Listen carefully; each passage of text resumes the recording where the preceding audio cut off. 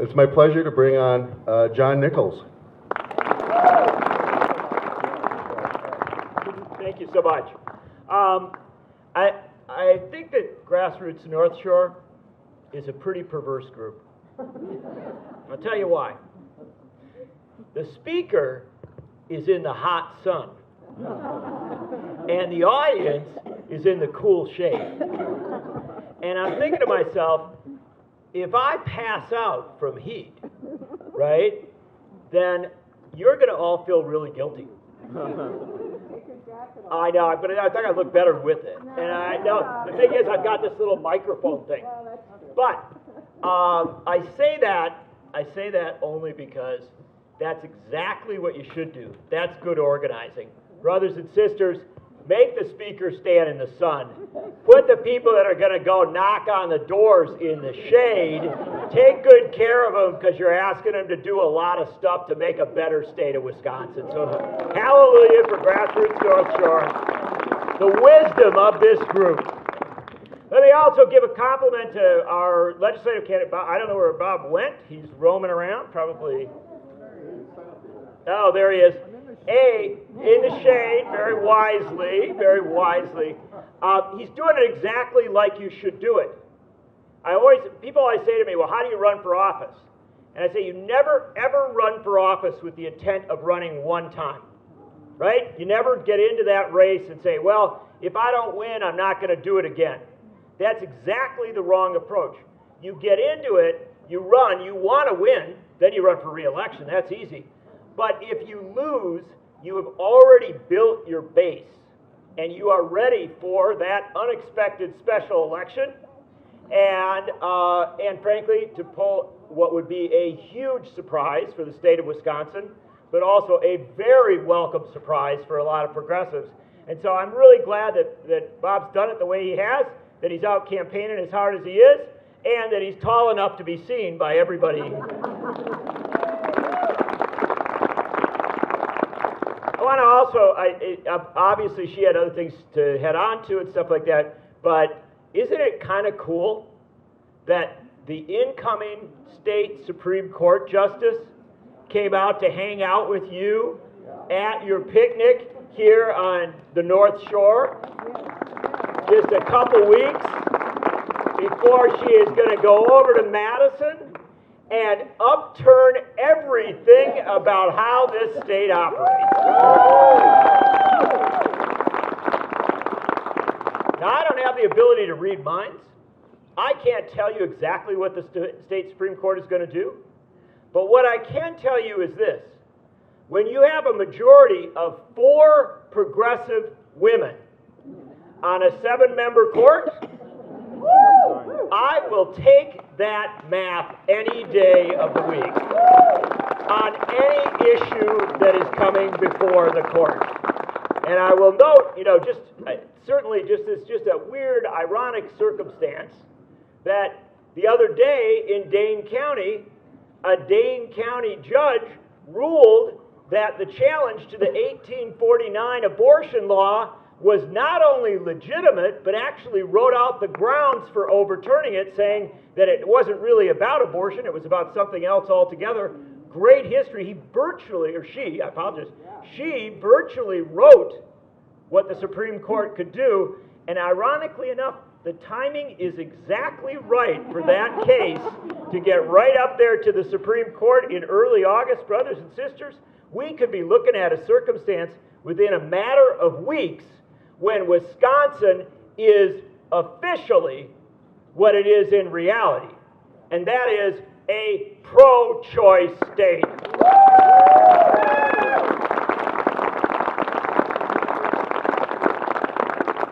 That's a pretty good deal, right? I mean, many people would be satisfied with an election if you got one great result out of it, right? But being Wisconsinites, we're not satisfied. We would also like a Supreme Court that is going to revisit every bad decision that the Supreme Court made over the last 15 years.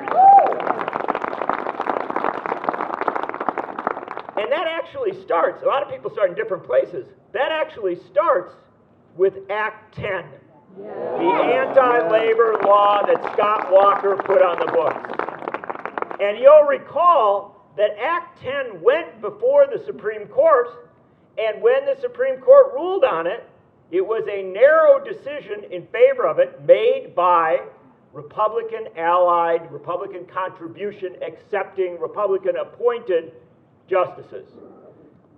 That group no longer controls the majority on the court.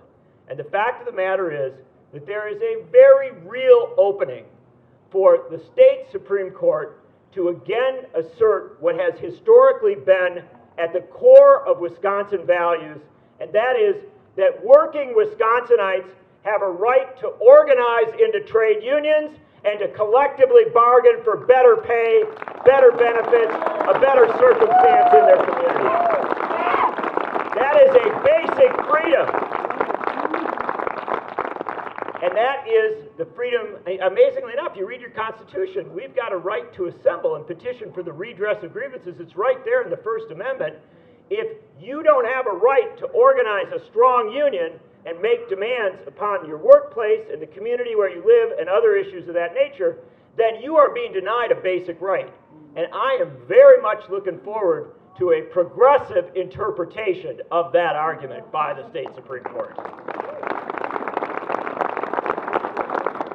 And there are a host of other issues on civil rights, on civil liberties, on basic premises of how you organize a good and decent progressive state. But the one that makes it all come together is that it was not the state legislature, it wasn't the governor, it was the state Supreme Court that drew our gerrymandered legislative district lines. That's the vehicle that put those lines in place. They could easily have drawn fair maps. They didn't have to do what Governor Evers wanted. They didn't have to do what you or I would have wanted, but they could have just simply looked at a map of the state and did it in a fair and responsible way. The majority chose not to do that. And so there is an absolute argument for this court to take up a case on gerrymandering and to make a ruling that would not have relevance just to Wisconsin, but would have relevance to the entire United States of America. One state, a North Star, saying gerrymandering will not be allowed. We will have fair maps. We will have democracy. We will have representative democracy in Wisconsin. And when we have representative democracy in Wisconsin, interestingly enough, the political party that won the governorship, the attorney general's job, the last presidential race, and in fact has won, I think, 16 of the last 19 statewide races, can start winning the legislative seats in fairly drawn districts across the state. Now, Bob doesn't need that. He's going to win in an unfairly drawn district because he's so tall. But the fact of the matter is that we have been denying people representative democracy in Wisconsin. We have had election after election after election in which the majority of the people voted for progressive Democrats at a statewide level and even down into the legislative races. And yet, because of the way the maps were drawn, we've ended up with 2/3 or close to 2/3 Republican controlled legislative chambers. What do you get when you draw maps like that? You get people that have absolutely no concern about compromise. They have absolutely no concern for doing right for the state of Wisconsin, even in the midst of a pandemic, when the governor says, I want to do what every other state has done. I want to do what Republican governors in Ohio and Democratic places like that, Democratic governors in New York and places like that, governors across the country have done, which is to reorganize how the election is held so people don't have to come out and stand in line in the early stages of a pandemic, but can vote by mail, can vote absentee, and can actually have a little bit of an extension so we make sure everybody gets to participate. That's what Tony Evers predicted or proposed. One state in the entire United States said, we're not going to do that reasonable thing. Right-wing states did it. Conservative states did it, moderate states did it, liberal states did it. Across the country, they made sure that the election was fair and reasonable. One state didn't do it. That was the state of Wisconsin, because our legislature and our Supreme Court refused to stand on the side of democracy. And brothers and sisters, if we have one basic premise as we go into the elections to come, it is that no matter which party you like, no matter what your ideology, you ought to have people in positions of power that side on the side of public health and democracy. We had a simple choice in early 2020. Our state legislature did the wrong thing. And remember the pictures of Robin Voss? When he went down to Burlington to help people vote? He was wearing a hazmat suit. And yet he didn't provide hazmat suits for the people in Milwaukee that stood in those lines to go and vote. It was an obscene act by people who were playing games with politics. And when people play that kind of game, it's time to replace them with people that actually do believe in public health and democracy. The way to do that, we know the way to do that is with fair maps. And so, I've spoken to Grassroots North Shore and associated groups a number of times. I've been with you in many different circumstances, at highs and lows politically. I can tell you, this is kind of a high.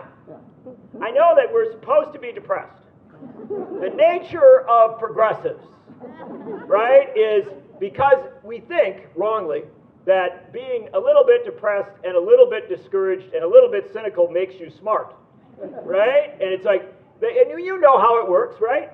Person you're talking to says, I'm feeling like it's kind of looking like a pretty good day.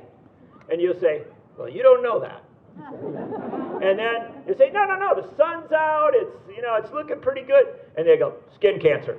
And then you go, no, I got my suntan lotion and everything else. I'm feeling like it's going to be a decent day. This is going to be an okay day. And then the person's like, it's just, I don't think you're thinking seriously enough about climate crisis. And at the end of the day, too often, we find a way to rain on our own parade. But the fact of the matter is, I am not going to come here on a Sunday afternoon in July, out in the sun in this beautiful place on the edge of the beautiful lake in this wonderful neighborhood with all these great people, and tell you that there isn't a reason to celebrate the fact that you have a governor who just used a veto pen to create 400 years of education funding.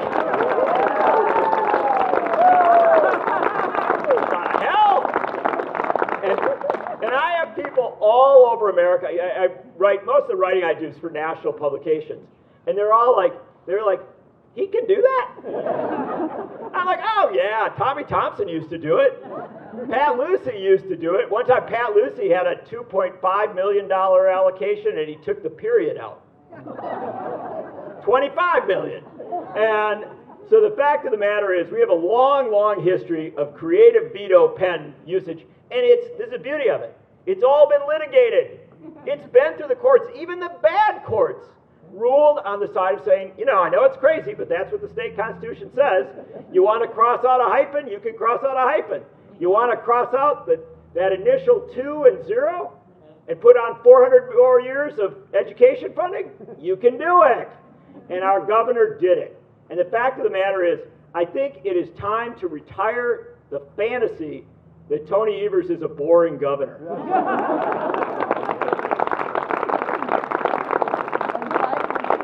Yeah, that's true. Tony Evers is sitting there thinking all the time. He's like, and I loved, there are all these people Robin Voss, who by the way is in Belgium. Did you know that? Like, he was doing the video, he was saying, yeah, and we're going to stand up for the taxpayers of Wisconsin. And at the top of it said, Brussels, Belgium. And I'm thinking, if he was in Brussels, Wisconsin, it would sound a little more legit. But phoning in your objection to what the governor did from Europe, where you're enjoying your European summer, I guess, well, it just doesn't work. And the fact of the matter is, with Tony Evers, he plays the game of being dull. But the fact of the matter is, finding 400 years of education funding, literally funding education for 2 centuries after Captain Kirk of Star Trek is supposed to be born. That's a lot of education funding. There is nothing boring about that, and nor is there anything boring about figuring out how to expose the lie of the Republican fantasy that they were going to cut taxes for Wisconsinites, right? Because you saw what they did, right? They're going to take half the budget surplus, billions of dollars, your dollars, billions of your dollars. They said, yeah, we're going to give a tax cut to Wisconsinites. And Tony Evers said, that's cool. You want to give a tax cut to the really working class folks, people who are struggling, the folks who get up before dawn and get on a bus and ride downtown to clean office buildings, the folks who are working at 11:30 at the drive-up window at a McDonald's, the folks who really do hard work in Wisconsin. You want to give them a tax cut? Tony Evers said, absolutely. Ready to give it to them. Middle-class folks struggling to pay for a home, maybe struggling to pay for some college, absolutely. Want to give it to them. Want to give them a good little tax cut. Absolutely. But he didn't want to give it to billionaires. And so what he did with that wonderful veto pen, that magic veto pen, was he just drew that line right above where the working class people are, right? Below it, they got their tax cut. And unfortunately, what the Republicans had put together for them was very, very little. Do you know how much Republicans were going to cut taxes for the lowest level, people who are really struggling to get by? You know what their tax cut for them was? $50. No, you're so optimistic. No, it was 0.2%. A 0.2% tax cut. Do you know what the tax cut for a couple making over $350,000 was? A 15% tax cut, right? And so what Tony Evers did was just draw the line there and say, I'm not giving the richest of the rich a 15% tax cut. Fine to give it to the poor and working class. And he even said, come on back, let's talk. We can even do a tax cut for people making up to maybe $100,000, $150,000. We can do a tax cut for a lot of folks in Wisconsin. But Tony Evers said, I'm not taking your surplus money and giving it to multimillionaires and to billionaires. And that's what a Democratic governor ought to do.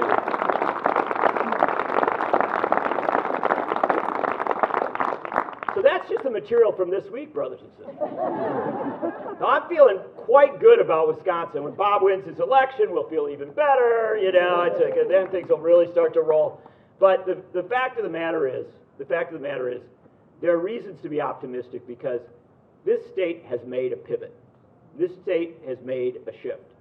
And believe me, I've come and talked to you at times when it didn't look so good, right? I think you had me in speaking to you one time, not long after the Act 10 came in. This was like about 2012, something like that. And, you know, I got to be honest with you, it was a little hard to pump up optimism in that situation because it didn't look so good. And the fact of the matter is, Republicans had control of pretty much every statewide office. They had control of the legislature, and these were not Warren Knowles Republicans. These were not Republicans like you, Bill Steiger, or people like names that even you folks have forgotten. But we used to have progressive Republicans in Wisconsin. It was quite a reasonable situation. No, we had folks who were in the employ of the Koch brothers, right? They were phoning in their governance of Wisconsin in the service of out-of-state billionaires to make sure that multinational corporations got a good break, but working people in Wisconsin didn't. That's what they were doing, and they looked like they had a lot of power. It looked like a pretty strong place. But look at what's happened over the last few years. In this state, which in 2016 voted very narrowly for Donald Trump for President of the United States, and that was not a great honor on our list of accomplishments as a state. But in this state, since that time, what has happened? Progressives have won 3 Supreme Court races, 3 state Supreme Court races, each of them won by a progressive woman with judicial experience who was ready to go in there and start making things happen immediately. So in a matter of only a few years, this this state has transformed the judicial branch in a fundamental way. And I just want to tell you, I think my friend Shirley Abrahamson is looking down from the heaven she is in, and she is just looking at this state and saying, darn, why didn't I have that majority? But I think she's also happy because, brothers and sisters, so much shift has taken place there. And then, but that's not the only place. The executive branch, right? This was the state where Scott Walker would be governor forever, right? He was so popular. He was such a big hit. And he was just going to go on and on. When somehow the American people decided they didn't want him for president, he was just going to come back and take second best and be governor of Wisconsin forever. And he would have. Trust me, he would have. But the fact of the matter is, the most boring man in American politics, who are going to retire the boring moniker, beat him in 2018 and then won by 3 times as much in 2022. That is a transformational circumstance as regards the executive branch. So think of that, 3 branches of government. You've got the judicial, you've got the executive, you're working on the legislative. I don't know about you, but I'm starting to think like Wisconsin might, in the very short order, be the state that is showing the rest of the country how to do it.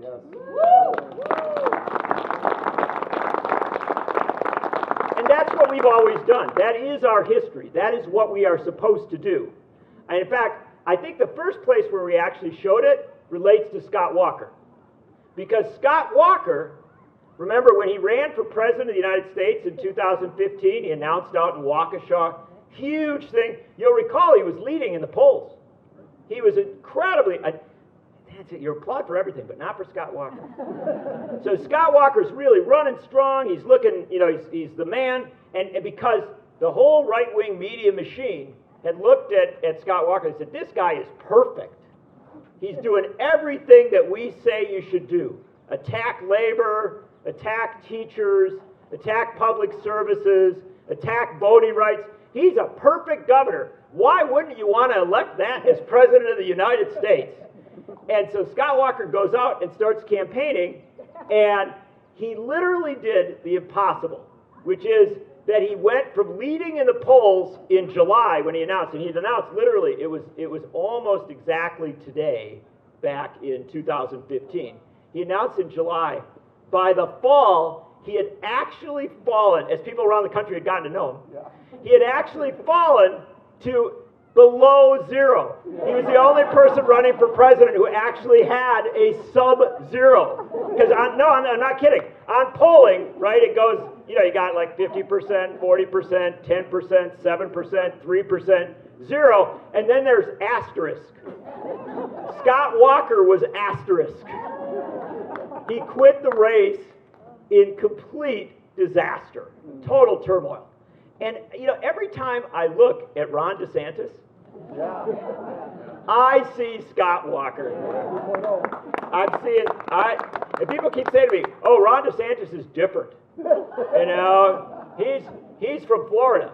And I'm like, I just want to tell you, Ron DeSantis is Scott Walker on steroids. And I believe that he is going to end up as a double asterisk.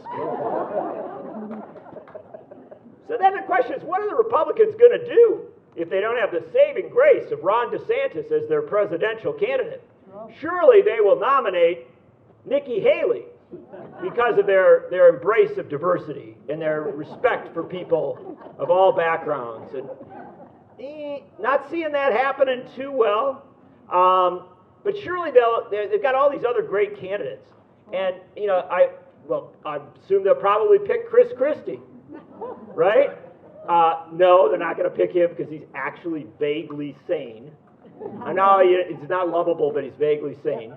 And so, frankly, when you start taking the vaguely sane out, and the diverse, and the interesting, and the, somewhat humane, right? You're left with one candidate. And I gotta tell you, again, this is on the sort of positive spin of things, right?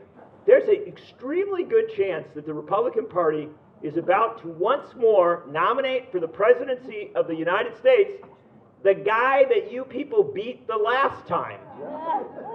And I mean, if you're looking for a good roll of the draw, that's about as good as it gets, right?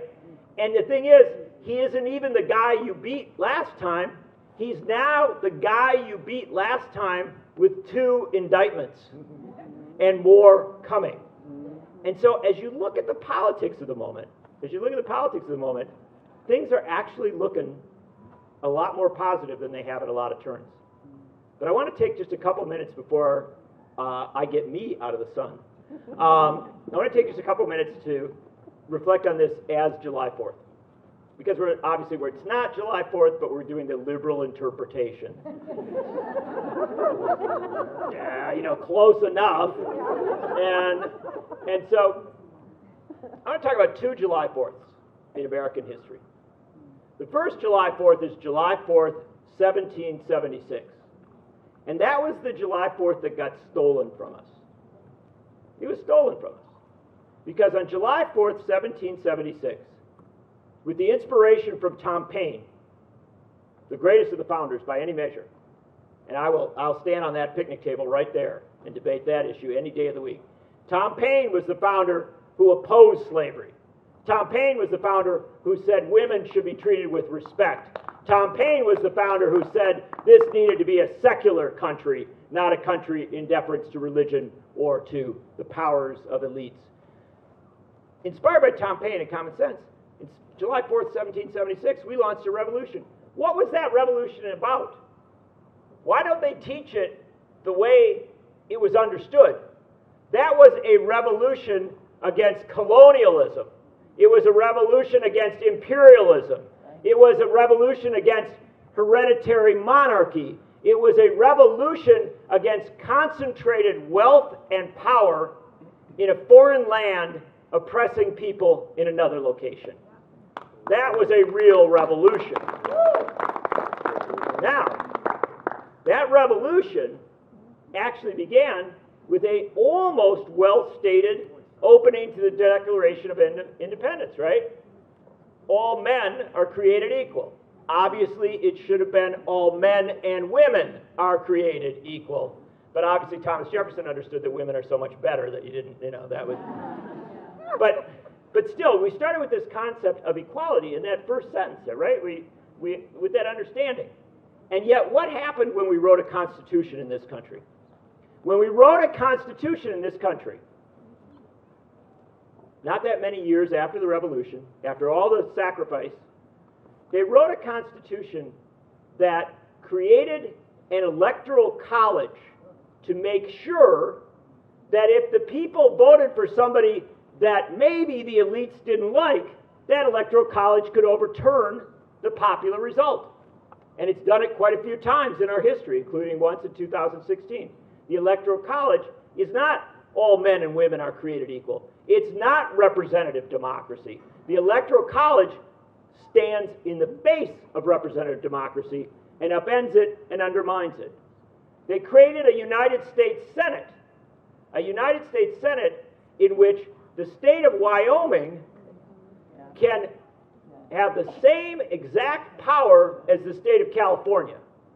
So that 80,000 people in Wyoming can elect a senator, and that senator can cancel out the vote of somebody from California who got 7 million votes. That is not representative democracy. That is not a democracy that guarantees that the people have actual representation. What it is a situation that, again, creates an ability to cancel out or limit the full practice of democracy. And you start going down all the aspects of the Constitution, which I have great reverence for. I'm not here to trash the Constitution and tell you it's a horrible document. I'm just going to tell you that the people who've amended it more than 24 times were right? It needed dozens of amendments to be made appropriate. And the fact of the matter is, what they wrote was a Constitution that did not have respect for the whole of the American people. And we should begin with the basic premise. This was a Constitution that said that black people were 3/5 of human beings, and used that number, that math calculus, to create power and representation for white people in the South, but not for the black people who did the work. And so we were founded as a country with a constitution that accepted discrimination. And we wonder why. We wonder why we had enslavement, segregation, and why we continue to have these struggles to this day. And so we have to recognize that the revolution, for all of its, you can have its strengths and weaknesses, the revolution had some basic premises that were not carried through immediately by the founders. Now you could say it was a difficult time, you could say there's always an excuse, right? But Tom Paine always knew the right thing to do. That's why they didn't invite him to the Constitutional Convention. So that's one July 4th. Now I'll tell you about another July 4th. July 4th, 1897. More than 100 years later. And yet, many of the things that needed to be changed hadn't been changed. July 4th, 1897, women still didn't have the right to vote. Black people, black men had achieved the right to vote through amendments, but then were denied it by Jim Crow segregation in the South. And Native Americans were not allowed to vote. Latinx people were not allowed to vote. We had all sorts of limits. So 100 and some years after the Constitution was written, the vast majority of Americans, something like 60% of Americans, were not allowed to vote.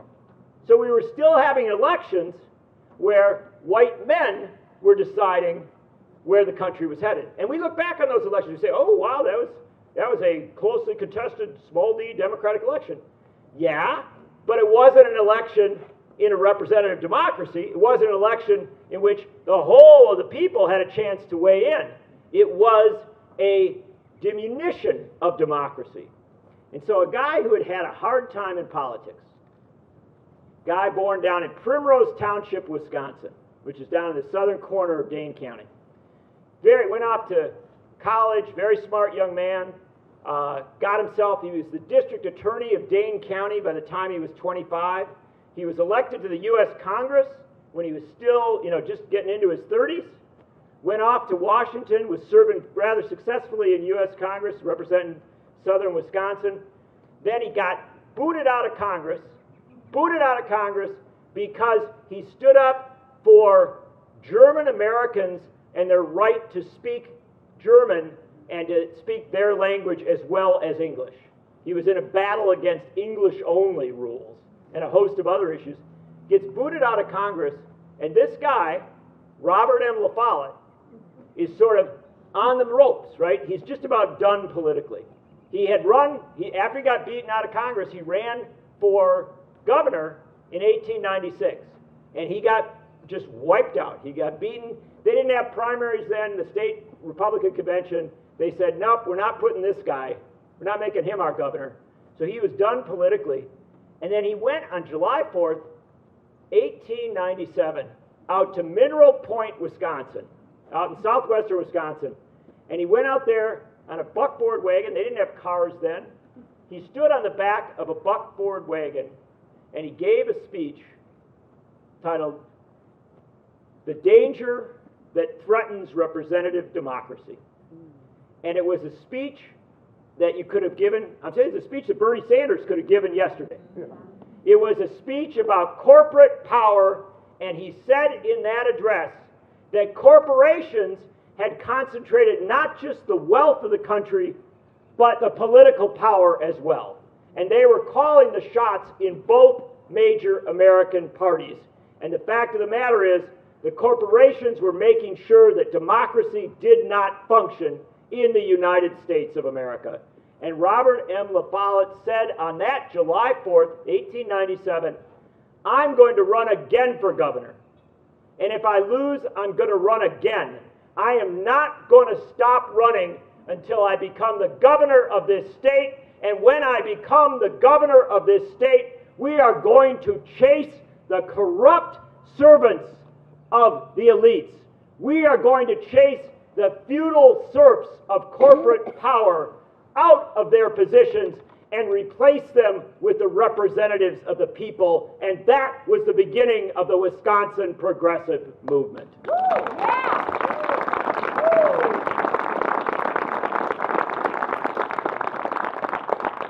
And on July 4th, 1897, Robert M. La Follette began a permanent campaign to transform not just Wisconsin, but the United States of America. He did not get elected governor in 1898.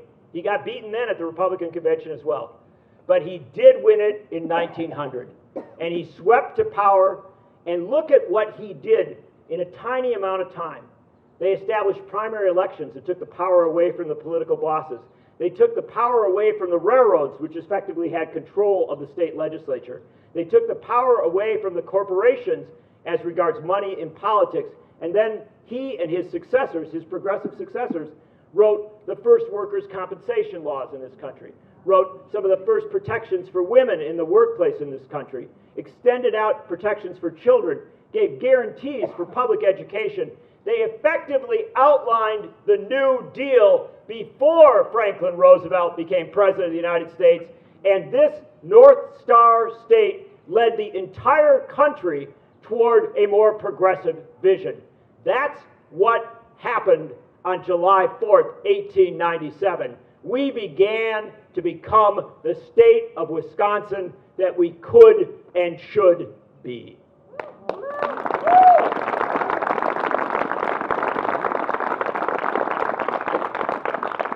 And power has never liked that. Power has never approved of that. That is why, to this day, when you look at where money flows in American politics, the big money flows from other places into Wisconsin. Why do they spend so much money to decide our elections?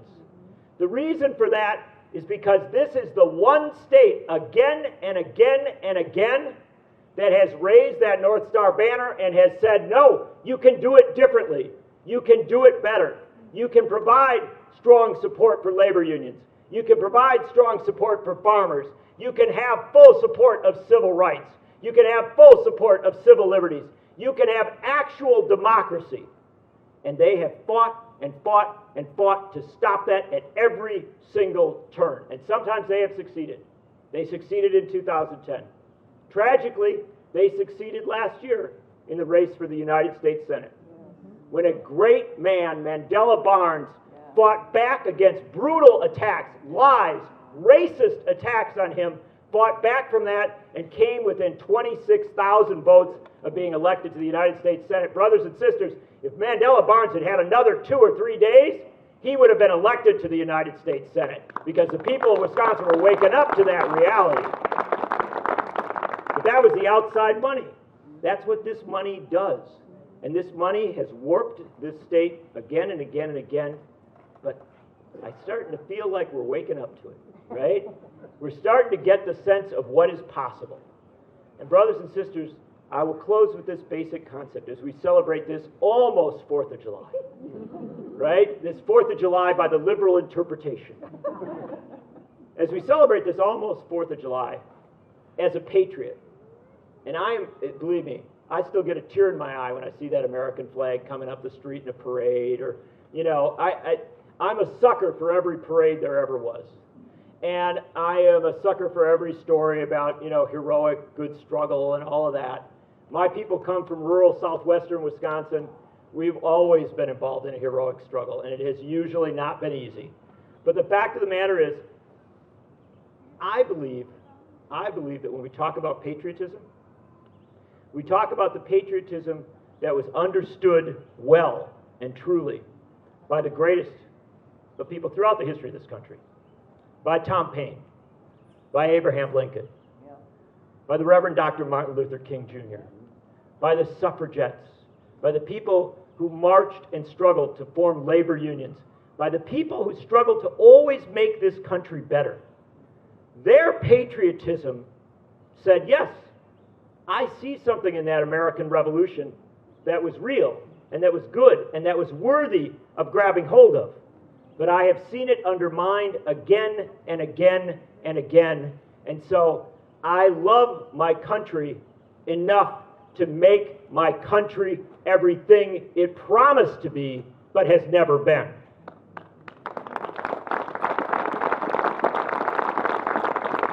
I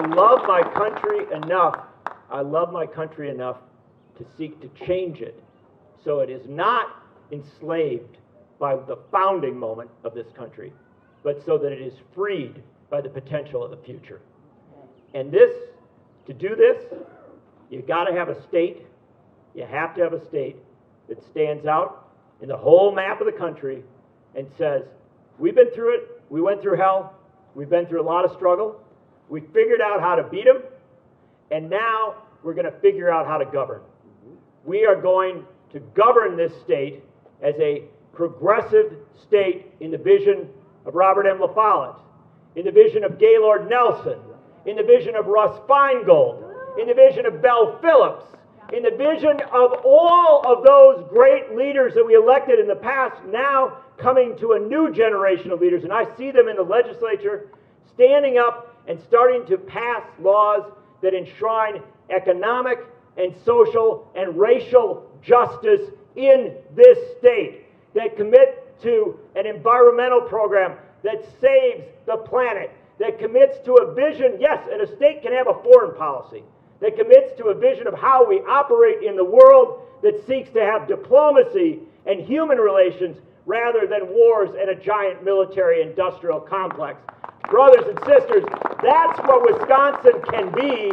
That's what Wisconsin has to be. And I gather with you today in this hot park, although cool in the shade, in this hot park, because it's where we have always gathered on July 4th, or just about, and where we have always said we love America enough to let Wisconsin be the North Star that leads us to a better future than we could ever have imagined. Happy 4th of July, sort of, solidarity.